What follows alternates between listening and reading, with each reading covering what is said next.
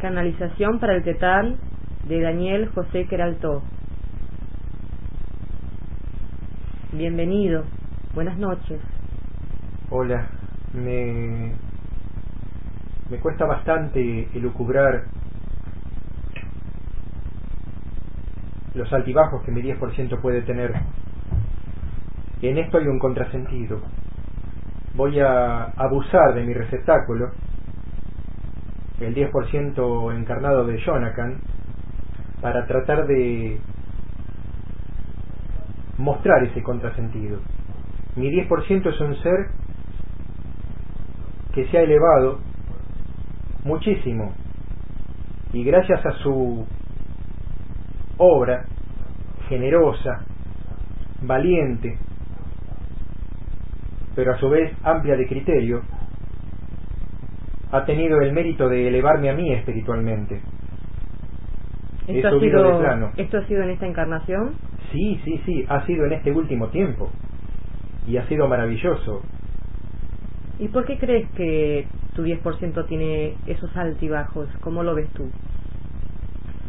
En mi plano quinto no poseo roles del ego, pero sí poseo engramas de una vida anterior. Es una vida anterior que quizá no tenga tanto drama, pero tal vez el recorrerla me haga bien. Yo estaba en la zona de México, en lo que hoy es el Distrito Federal. Estoy hablando hace cerca de 2 siglos. Es una encarnación en la que viví poco tiempo, solamente 18 años. Me llamaba Juan Ignacio Guerrero. Me decía de sobrenombre Juanpi. Era muy querido por todos. Tenía muchos amigos, a pesar de que yo era una persona muy introvertida. Y mis padres eran muy severos conmigo. Cuando yo nací, tenía un hermano ya de mi edad actual, de 18 años, que murió en un accidente, eso es lo que me dijeron. Pero yo sé que había facciones rivales de partidos políticos de esa época, y después me enteré que lo habían matado en una emboscada. Eso me enteré a mis 15 años de vida. Y ya mis padres eran, no digo grandes, pero eran bastante de edad importante como para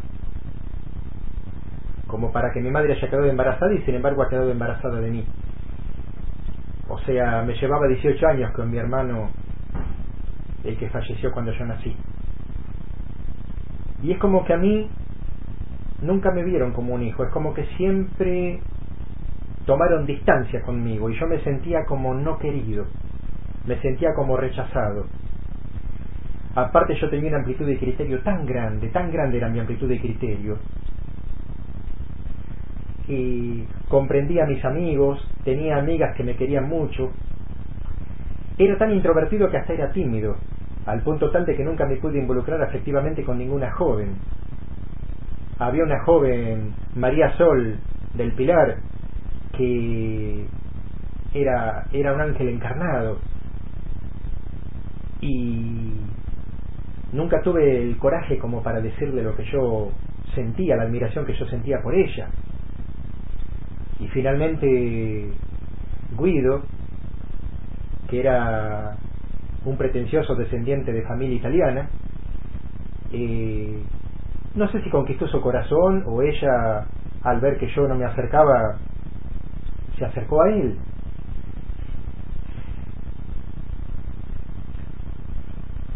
Me sentía solo en muchos aspectos, porque mis amigos eran muy básicos, no llenaban mis expectativas, mis diálogos, mis pensamientos, mis inquietudes. Me gustaba mucho la astronomía, a pesar de que en el siglo de que hablo no estaba tan avanzada, y menos en la zona de México. Me interesaba estudiar las plantas curativas, me interesaba un montón de cosas, pero no tenía con quién conversarlo. Mis padres eran los fervientes católicos, por todo se santiguaban. Alguien estornudaba y ya se santiguaban, ya hacían la señal de la cruz. Pero eran tan duales,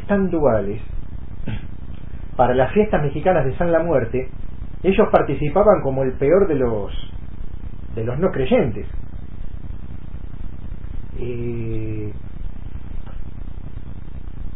Por un lado no se perdían una sola misa y por el otro lado iban a las fiestas paganas, por así llamarlo. No, era algo de sin razón, no lo entendía.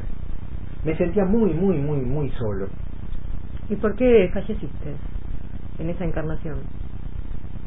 Tuve un problema pulmonar a los 16 años y es como que escupía sangre y no me interesaba tratarme. Tal vez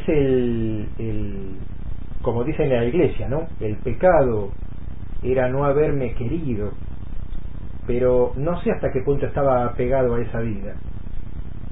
Pero no es que estuviera desapegado tipo como enseña el maestro Siddhartha, de estar desapegado a las cosas vanas. Yo estaba desapegado porque me despreciaba a mí mismo. Porque no tenías motivación y porque no te apreciabas a ti mismo, no te valorabas quizás. Pero eso está mal, porque la motivación no tiene que venir por uno, ni por el aprecio de los demás, ni por la aprobación de los otros. Tiene que venir por el interior de cada uno, pero eso yo no lo asimilaba en ese momento, eso yo no lo digería en ese momento. ¿Te sentías como que no encajabas ahí? Me sentía como que no encajaba, y por supuesto. Cuando desencarné, simplemente de curiosidad, como espíritu puro, me quedo como apegado al plano físico. Mis amigos a los 3 días me olvidaron. Mis padres ya mayores hicieron una pequeña ceremonia y a los 2 días estaban en otra cosa. Sentí como una congoja espiritual, a pesar de que ya sabía de que Juanpi era un rol.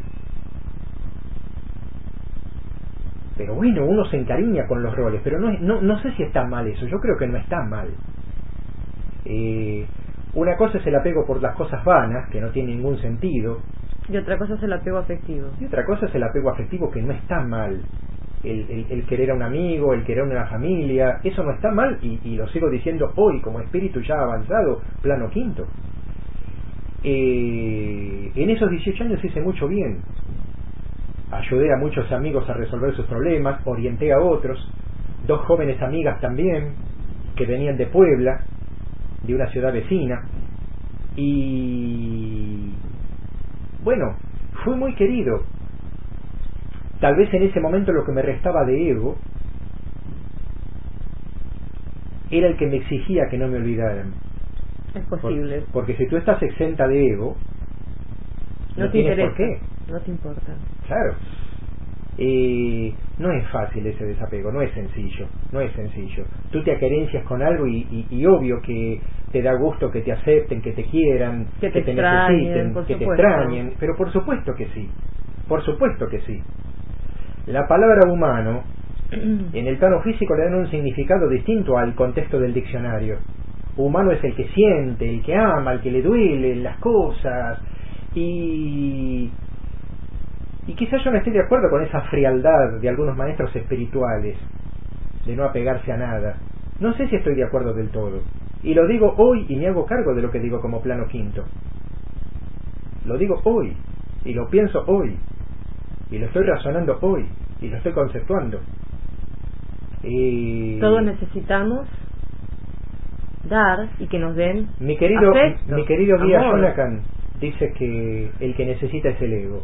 Ok, es cierto, el que necesita es el ego, pero el amor nos alimenta. ¿Y el orgullo sano? El orgullo de ver a un ser querido que de repente aprobó una materia, o de repente saber que tú estás compitiendo en un juego sano como el ajedrez, y saber que has logrado una meta.